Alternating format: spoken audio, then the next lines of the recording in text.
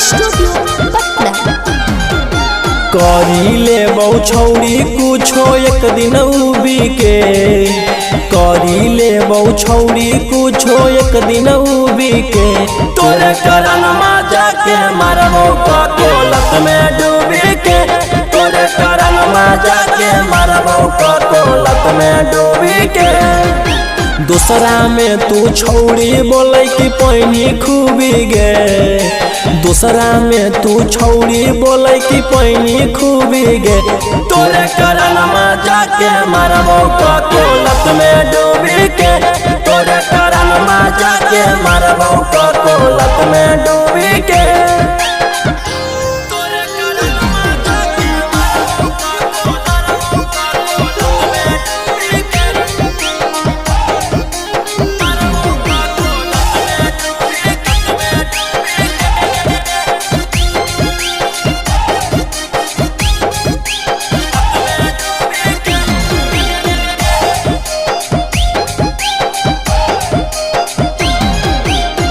अर्थी निकलतौ हमर नावादा शहर से, छतवा पर खड़ा होके देखिहा अपन घर से।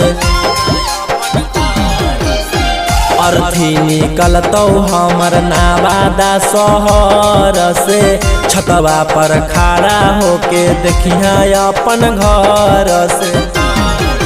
देखी हाँ जाना जाई पगला के तू भी गे, देखी हाँ जाना जाई पगला के तू भी गे, तोरे करन मजा के मरबो कोलत में डूबी के, तोरे करन मजा के मरबो कोलत में डूबी के।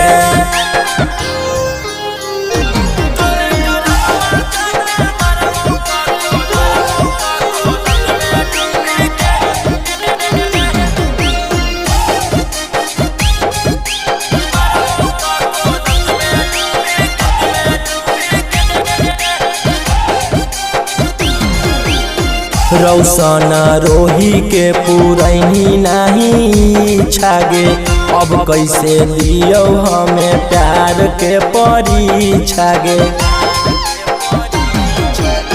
रौशन रोही के पुरैनी नहीं छागे, अब कैसे दियो हमें प्यार के परीक्षा गे।